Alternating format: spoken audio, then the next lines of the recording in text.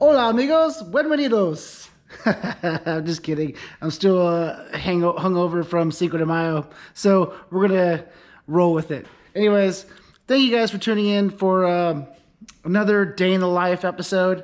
This is episode 2, so I figured I would let you guys know or see how you guys liked the episode. If you guys liked it, I would do more. And I got a great response from it. A lot of people, you liked it, so thank you guys so much for all the thumbs up. Thank you to all the new subscribers, that's for sure. I appreciate it so much. And all the shares, all that good stuff. I couldn't do it without you guys. But today we're going to be doing some cool stuff. We're going to be checking out the new bumper that I finished in the first episode that I was starting. I just didn't show you all the ins and outs because I've been doing a little bit here, a little bit there, and whenever I can. So wasn't worth doing in the episode. So I finished it. I'll show you guys how it came out.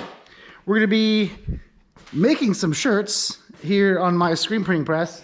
They came out pretty rad. So if you guys are interested in some shirts, Stoked to Shred Motorsports, all the sponsors, all that good stuff, stay tuned. We'll be making some shirts and also making some new number plates for this thing because, well, when we rolled, they're gone.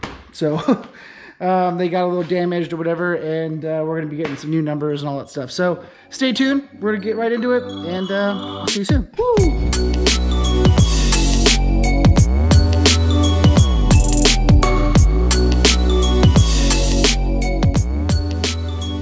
Okay, so welcome back, and thanks again for tuning in, guys. I really appreciate it. Anyways, enough of that. I tell you guys thank you way too much, but I appreciate it. Anyways, so this is the bumper. What do you guys think? I think it came out pretty rad. I think it came out pretty cool. It's a little bit big. I mean, there's a gap on either side, only because I didn't want it to fit super tight and make it even more difficult for somebody to get it in or get it out. If I wanted to put a bigger tire or maybe like a tire with a little bit more aggressive tread or something, it would fit. So, you know, if Tensor comes out with more of an aggressive like rock tire similar to their like desert race but in a 33, I think it would be a little bit bigger. So you never know, because I really do plan on doing some rock racing. I think it sounds like fun, or doing some rock crawling stuff. And you know, although these Tensor DSR 33s, they're more of a desert, like sand, silt, that kind of tire. I don't know how good it will handle on rocks. So I think that it might just be a little bit slippy, if that's even a word. But yeah. So this is the way the tire came out. I made a little number plate for it and everything, with some Zeus fasteners, all that stuff. I mean, it came out pretty good. I'm pretty stoked with it. The fenders are on there. You know, I was just mainly concerned when I was deciding if I wanted to put this top tube in there or not. I didn't want to knock the KWT particle separator, like if have somebody in our pits like going fast and boom hitting it or something like that, and I just didn't want that to happen. So it is what it is. I really like it. I think it came out pretty good. I used a little bit of the existing bumper, which is why it kind of looks weird and didn't go straight down. Plus having this exhaust right here from RJWC, it's nothing against them, obviously, because this exhaust has been great. It's just the placement of Polaris and the way they have it. Yeah, I could, like, you know, put a different exhaust like I did have back in the day. Let's see. I have them up there on top of the shelf. I don't know if you can even see them, but those two little guys right there, those were exhausts. And I had them, you know, they came and sat out right here, which is great. I really liked it. The sound was pretty good, just extremely loud. So even though this RUWC is a bit loud, especially for when you're racing, you're on the gas a lot, and for 300 plus miles, you know, it gets a little bit not annoying, but it just vibrates your head. I'm okay with it. Taryn really has a hard time with the sound, so I actually just got her some earbuds from Rugged Radios. They're like earbuds that you would put in that are like noise canceling. So basically, it's like a phone thing. You put it in your ear, and it has a microphone or an earbud in it, which is pretty good. They came out pretty awesome. I like them a lot, and it seemed to help her with the noise. So we'll see how it goes. So shout out to Rugged very much for all your support. But anyways, I like the bumper. I got it pretty cool, you know. And I got around to finally mounting these bad boys. So we got some brand new set of Tensors with some Method 401s, which is what we always ran before. I just the new style of Tensors have the big white logo on the side, similar to this right here. So that's what we did. So I have a ton of Tensors there. And my buddy has another one of my Tensors too. But I want to show you this. If you guys haven't seen the Instagram or my reel that I posted, you got to check it out because it's pretty funny. But this is our wheel after our rollover and the rock we hit, or boulder I should say. Boom, look at this thing. This is yeah, that's supposed to be like there somewhere, and this one's supposed to be right there. Crazy, right? This was a look at that, my hand is pretty big. That's insane. So that was a brand new wheel, like literally brand new. We left main pit, and at race mile 7 is when it happened, race mile 6, something like that. That's when we rolled the car. So that wheel has 7 miles on it, let's say 7 miles on it. The tire, brand new, still has little knobbies on it and everything. So the wheel and tire was a spare, and yeah, it's pretty freaking crazy, I gotta say. Man, this tool cart's a freaking mess. But the shop is clean. I mean, look at this. Remember last episode? This was all a mess. It was a mess all over the place. Yes, there's still some stuff down here because, well, I'm still working on the car. This fab table was covered in stuff. Insane. Spent like a day cleaning it. It sucked, but whatever. It needed to happen. But, oh, have you guys checked out these Savage things? These Savage UTV, I guess, tool carriers are pretty awesome. They fit basically underneath the Y strap under here, and it holds. I mean, they have all kinds of different ones that you can get different tools. That holds a Pro Eagle jack if you want it, and all that stuff.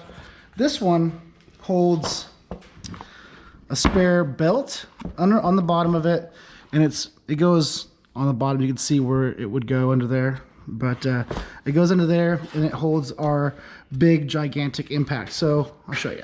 Let's pull that off, and then we're gonna grab our big boy impact right here. This thing's badass. It even holds for like a bigger battery pack, which is on the charger over there, like a 6 amp hour battery pack, which is really big and thick. So it goes, look at that. So then you got a 3/4, my belt tool's down there, but it holds, I cut out a spot for a belt tool, you know, enough for my jack and my wheels, and enough for, like I said, enough space for that. And you can put a belt underneath the bottom there with this guy. And I think it's pretty awesome because even though I have a toolbox, which I literally have a toolbox. I know, it was kind of a last minute thing. Don't judge me. It was a last minute thing when we were getting ready to leave. And I was like, you know what? I don't have a place because we deleted the bed. I don't have a place to put my bag and my jack and all that stuff. So I literally put a toolbox right back there. And that has like our tool roll in it, or our tool rolls over there, but has a tool roll in it, some spare like ball joints, Just random things that are in there that would literally help us when we're out there. I don't want them floating around in the cab of the car, because although Terran's really short, if we were to roll again like we did, I don't want the tools to be flying around, smack us in the face or whatever it is, because, I mean, don't mind, the car is a disaster right now. It's a mess. So it doesn't really be cleaned. But if you have it on the floor down there, you know, it could fly up. Not cool. So, I don't know. I decided to put a little toolbox in there. Let's see if you can even see it down in here. Probably not, but it's a small little guy. Aluminum. It works. Enough blabbing. We're going to be doing some number plates today. So I have some scrap aluminum, basically from doing like the body panels and the roof and all that stuff. So, and there's a big scrap pile right over there. So I grabbed some stuff out of the scrap pile, and we're going to be doing some number plates today. And I was kind of like going around. This is our old number plate. As you can tell, it's dented up right there, and I only have one of them because the other one's gone. So yeah, before I had it just kind of sitting right on here. I originally had it there, and it was getting too floppy because like the wind will come, and I didn't like it. So I had it a little bit farther forward. As you can see, there's a big line right there. I liked that. I mean, I just like the way it looks with the car, everything. It worked. But if we lose a fender again, we lose our number. So I'm gonna try to avoid that. And I'm basically gonna make something that basically goes on the side of the car like that. But since this side has this tube that I put on there for the KWT, that side doesn't, I have to do something that will match, because you don't want one way, another one the other way. So I was putting some stuff on there and like mocking up some stuff. And I was like, okay, well maybe I can attach it to like the roll cage or something. So this is why I can't keep the car painted nice, because I'm sitting here like shoving metal in it, and it's totally destroying and scratching the car. Welcome to my life. This is also another reason why I like to paint the car instead of getting it powder coated, because if you scratch powder coat, guess what? You have a big ass scratch on there, and you can't match it up. You can't just paint it. People are gonna say, oh well, powder coating is more durable. Yeah, powder coating is more durable, but I mean, I'm constantly adding stuff to the car, constantly taking things off, constantly grinding, doing this, that. It's not really worth it, I think. And yeah, so I stick to spray paint. And honestly, I'll tell you what. So I had a can of the fancy, let's see, Steel It.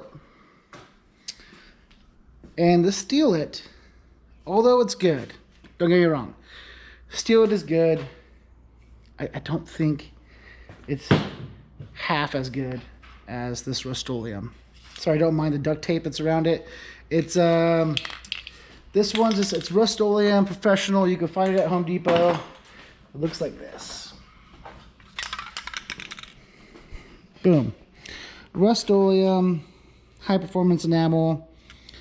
This one is a gloss. I don't usually use gloss a lot, but this one, exact same thing, but a matte finish.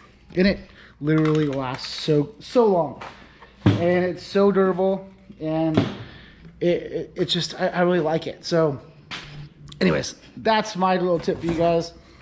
Steel It's like 35 bucks a can. You know, I thought it was gonna be like, oh, it's gonna be great to use Steel It finally and on the new car, and it's gonna be awesome, and I don't like it. Maybe I didn't do it right. I don't know, but like, if I was to do a full chassis and you have to primer it first and all this stuff, sorry, if you know, do a full chassis and primer it and do all these steps to make it happen, I don't want to do that. I want to just be able to, like, you know, spray can a quick primer on it if I want to, or just spray directly on the metal, and that's what I did with that Rust-Oleum stuff, and it comes out awesome. I like it. I mean, yeah, you're gonna get chips, yeah, you're gonna get scratches.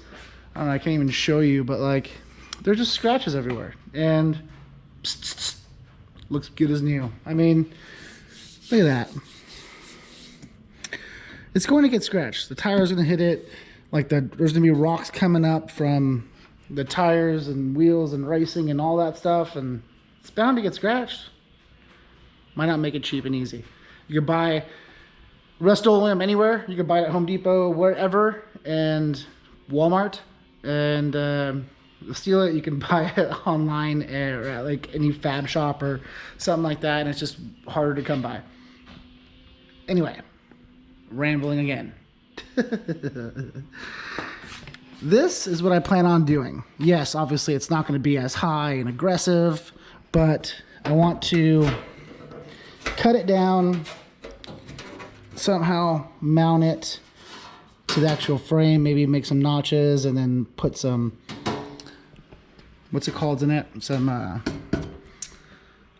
hose clamps, and then have it mounted on there, and then cut it just so it looks nice and neat and looks good. That way, if we do lose the fender, the number plate's still there. And I think once I cut it and mount it, you know, do it properly, I think it'll be pretty rad. I think it'll be really awesome. So that's what I'm gonna do. Let's get into it. All right, so I'm thinking that we're gonna do this about 7 inches high. And I think the numbers, I have to look, but 7 inches high. I want to say it's about 18 inches long. So I have to trim a little bit here, which I like because I want it to, you know, be nice. So we're going to basically be trimming off. Let's put that there. So it's basically becoming like this. Oops, this is a terrible line. So it'll be like this. So it'll be, and then kind of swoosh back this way. And I think I'm gonna go like something like that. I have to make a hard line, obviously, and do it properly. But it's gonna be up here, boom, there. We'll make a line here. And that's kind of where this goes. People ask me, how do I vent my clutch? That's how I vent my clutch right there, and it goes in here.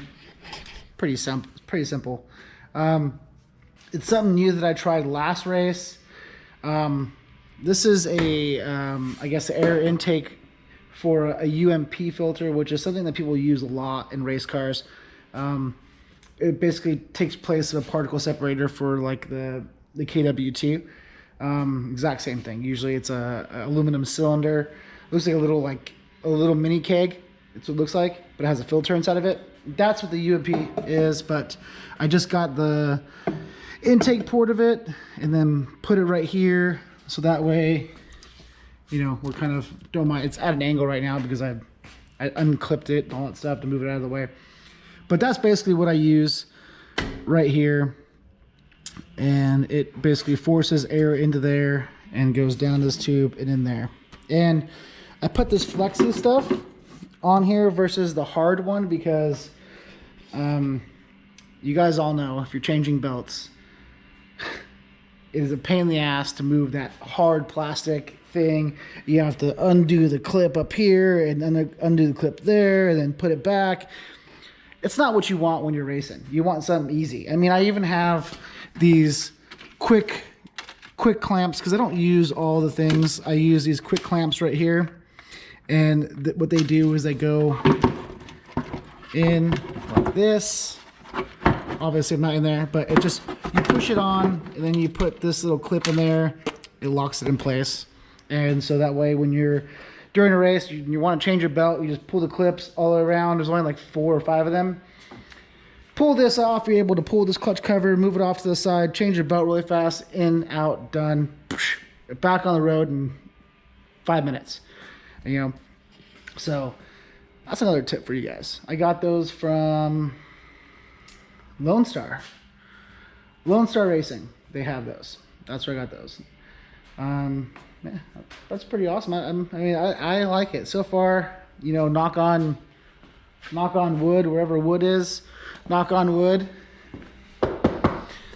We have never had to change a belt during a race. We have had our belt on our car, which, let me show you. I have it right here. I just took it off the car. This one we've been running since last season. Same belt since last season, and it's still in great shape. Still good. This belt, I mean, it's a little shiny, it's a little worn, it's been hot, it's been cold, it's been through rain, sleet, snow, mud, everything, and it's still good. OEM belt. I mean, I can't say enough about them. I'm pretty pumped on those. I've used the Trinity belts. I've used like the Gates belt, I think. I don't know what I have right here. This is OEM Polaris. I think this is one that was like a used one that, I don't remember which one this was. I think it was just ran hot or something, and I swapped it. Or is that just a brand new one? I have no idea. I don't remember. Oh man! But this is OEM Polaris. But I usually run. I also have like some Trinity ones that I got because they were cheap. They're only like $140. I put that thing in. My belt temps were so high, it was crazy. I was like, swapping this out right now because, well, it's not good. But the stock belt that I have over here is the one I pulled off the car. Like I said, other than it being shiny, which I could probably rework it or something and then make it. It's been great. That has over 1,000 miles on it. 1,000 race miles. Some play miles. We went to like Sand Mountain and went with our friends for a little bit. We didn't drive the car that much.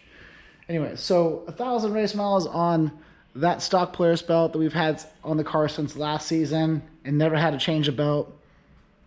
That's pretty amazing.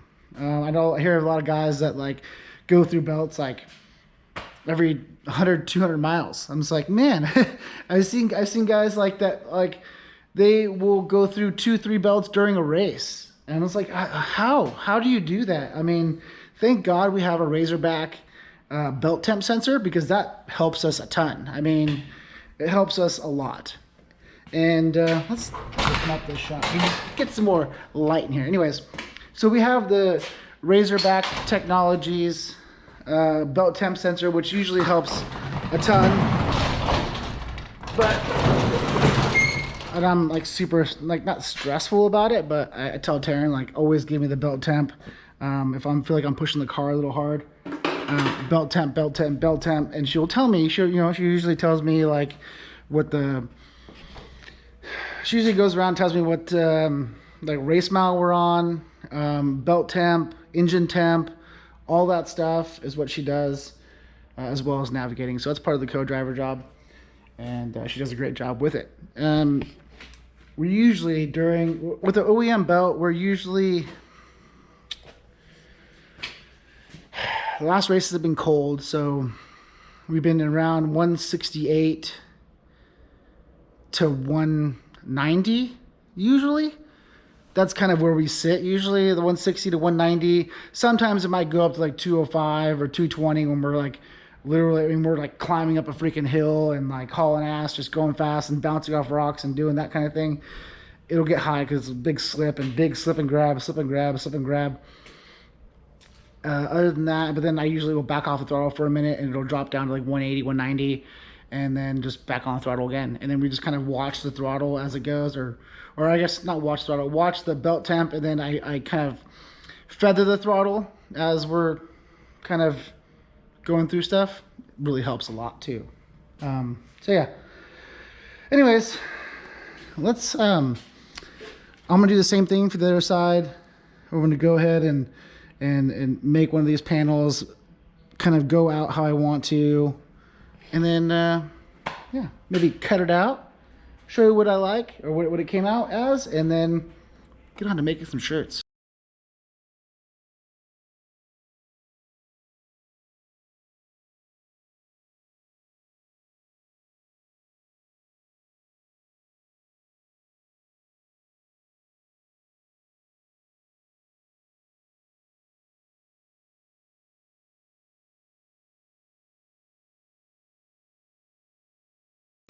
Okay, so again, I got this thing back in place. Take a look at it. I mean, I have to make adjustments, and I'm going to cut it out. See those lines right there. But I mean, for the most part,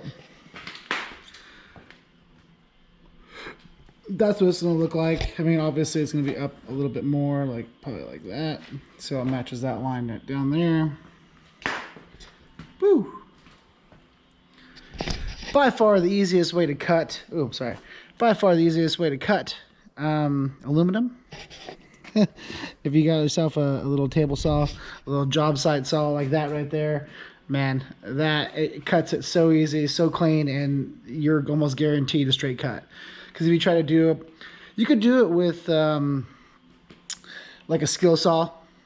It's just you risk like having it bite back on you or grab and do those type of things, because it did it to me. It did it to me, and I don't even know which finger it is now. One of these fingers.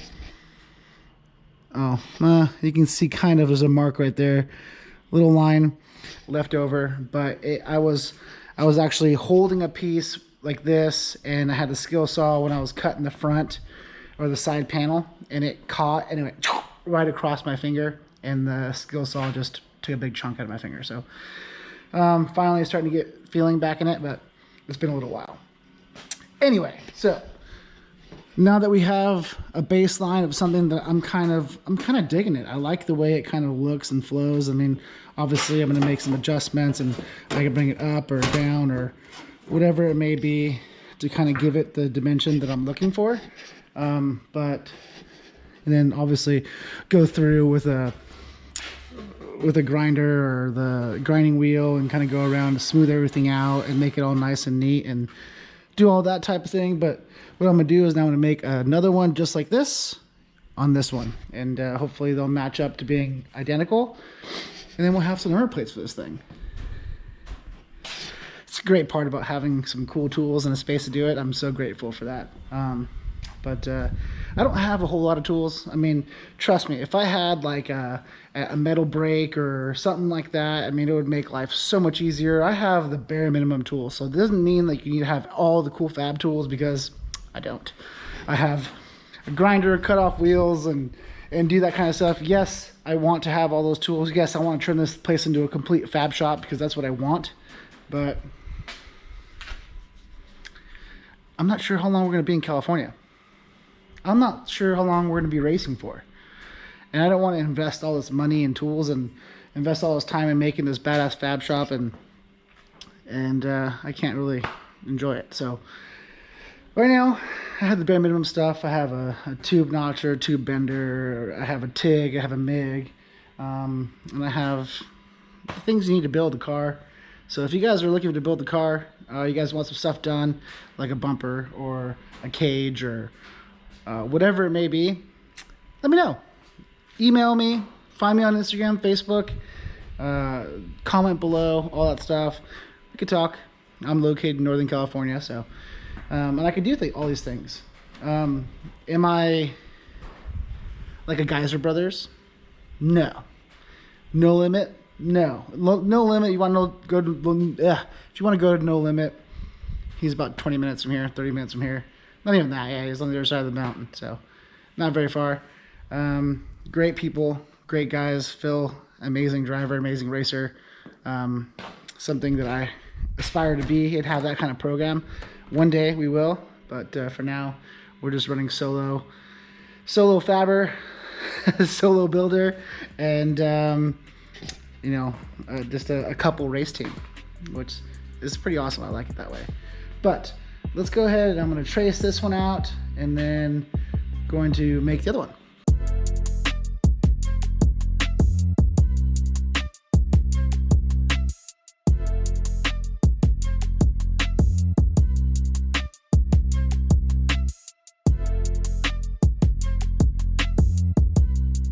Yes, it's not going to be perfect because, well, that should match up minus the little section right here because I have what holds on my fender right down there. I'm going to make a mark, get it all dialed in. Should be good to go. Here's the driver. Here's how it basically ended up. This is obviously a rough copy of what I want to do, and so I still have to make sure all these edges are nice and rounded and all that good stuff. But let's take us over to the driver's side, show you what it's like. So don't mind that. All right, so that's what it'll be like, just like that. Stay. So obviously it'll be kind of farther pushed back, but I mean, it'll be like probably like this, right? Pretty damn good, pretty easy. And then same thing with this side, it's almost identical. This one's gonna sit like that, and it'll sit, boom, just like that. So it'll match up with this tube coming down, and then just like that right there. Bam! Pretty sweet. I mean, I really wish I could have, like, and I should have done it, is I should have, like, covered all of this. But my thought with that is, if I need to get to some of these radiator hoses, if I have a leak on something like there or whatever it may be, make it a pain in the butt to kind of like, oh, I'm gonna go behind the number plate and this and that, and just, I gotta make everything a little bit as easy as possible, especially when we're racing and we have to do a quick fix and not want to like take off a number plate and take off this, take off that, just to get to one thing. Aesthetically pleasing, yeah. I mean, all day I wish it was like that, but unfortunately it's just not going to work. It's not going to work the way I want it, I should say. But yeah, I'm going to go ahead and grind these things back out, then we can mount them, paint them, and then get my new graphics or new numbers from OCD Graphics, which will be, the numbers will be kind of similar to that right there, in that style. And then some S2S Motorsports logos to put on the car somewhere, maybe like right here or right here. I haven't really decided, but I'm gonna go ahead and get those all dialed in, and when we come back, hopefully they'll be mounted, and then we can get started on some shirts. This video is already going really long, so hope you guys are enjoying it. Like I said, it's just one of those things. This is what I do on the daily. It's like, okay, I'm gonna work on this, work on that, I'm gonna fix that, fix this, clean this. It's just, I'm kind of all over the place, and it's just one of those things where I want to make videos for you guys, I really do, but there's just so many things that I don't really have a purpose for videos, so that's why I'm doing this like day in the life type thing. We're gonna be behind the scenes working in the shop and not just doing stuff with a purpose. So I hope you guys are enjoying it. Like I said, if you do like it, comment below, give me a thumbs up, all that good stuff. I really appreciate it. But I'm gonna get these things all nice and finished up, cleaned and sanded and all that good stuff, and then we're gonna work on some shirts.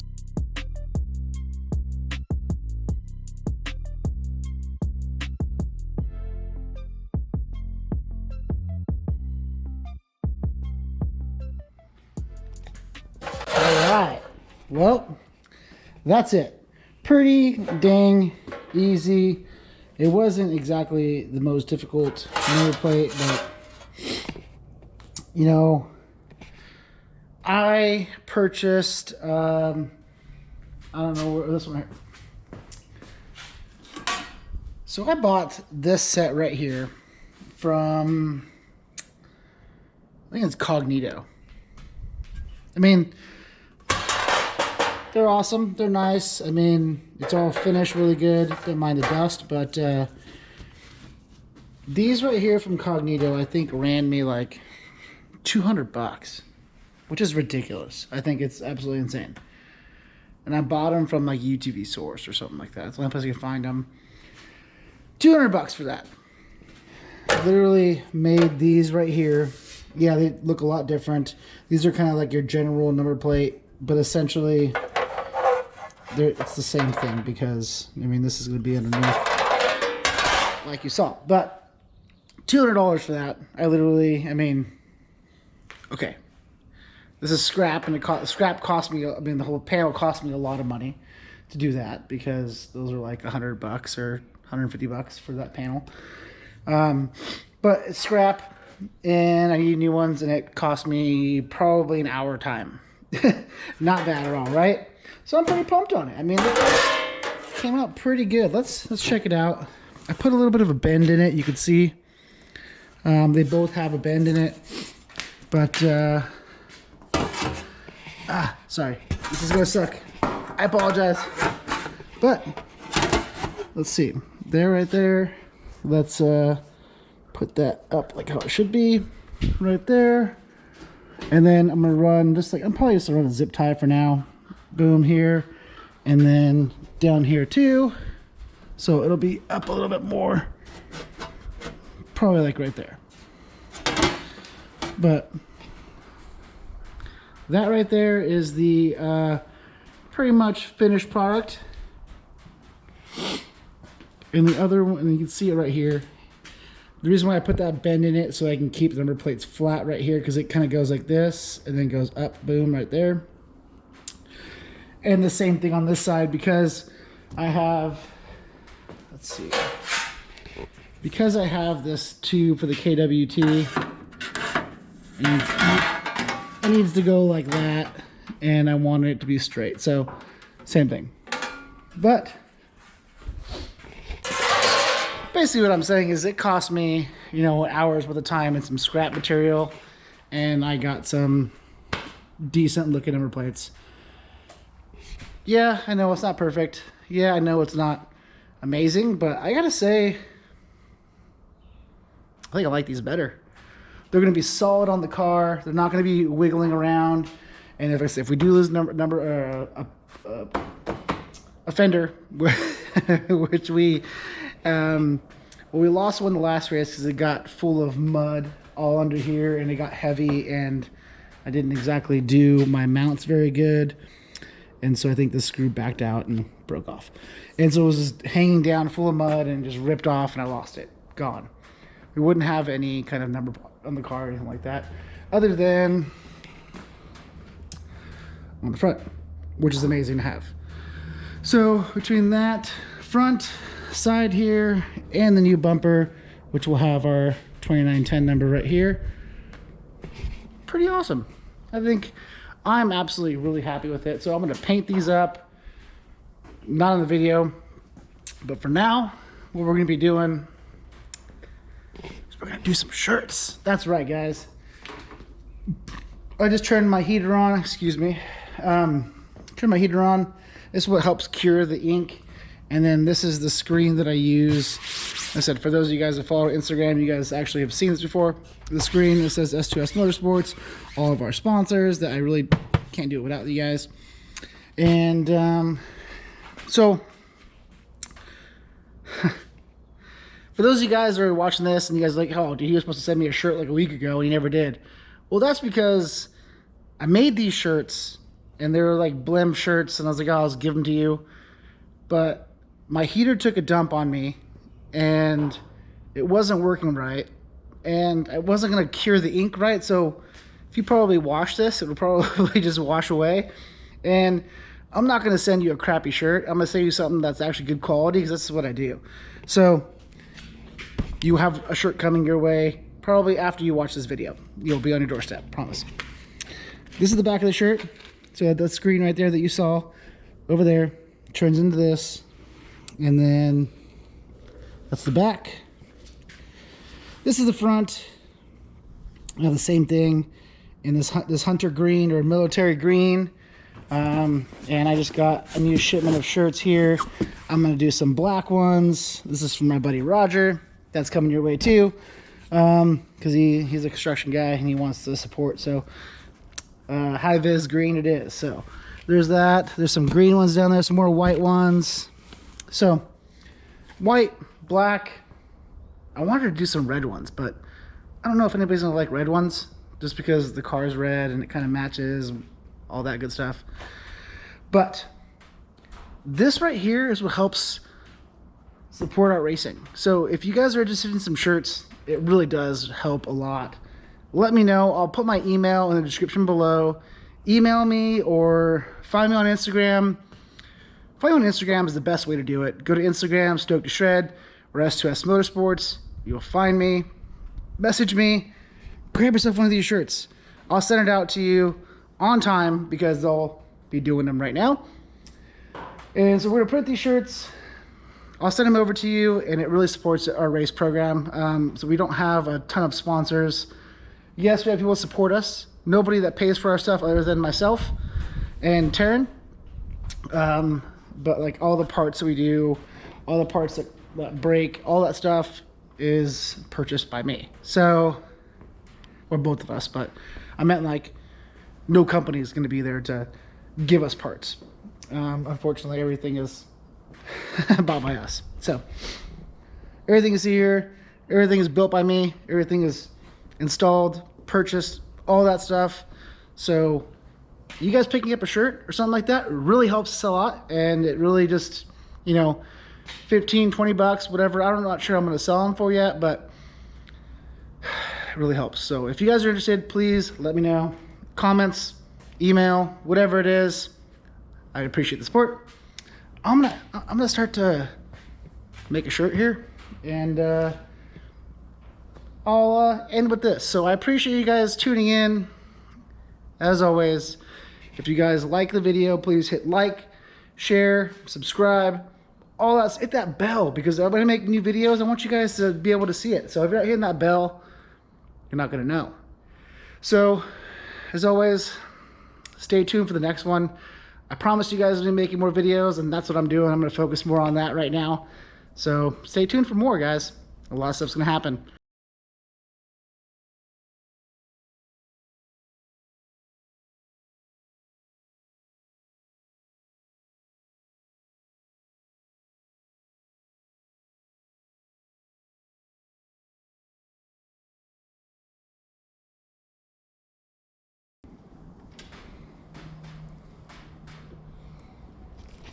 That's right, guys. I'm making shirts, and obviously I wasn't going to show you the whole process. I just did a quick little, you know, time lapse of what's going on.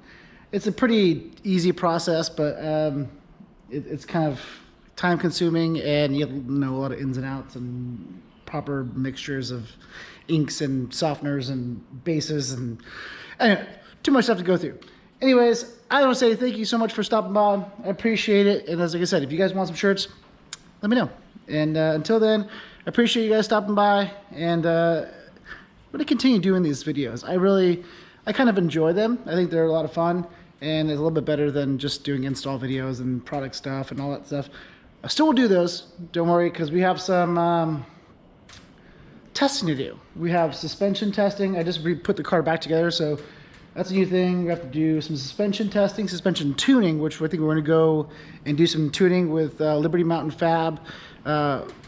Phil Licardi, he's in Nevada. We're going to go and probably set up a time with him, do some suspension tuning, probably revalving, and different things like that. Get this thing running right. And so we got that, some clutch tuning, and just some test miles, and then next thing you know is racing. So thanks again. I appreciate you guys stopping by, and go get one of these.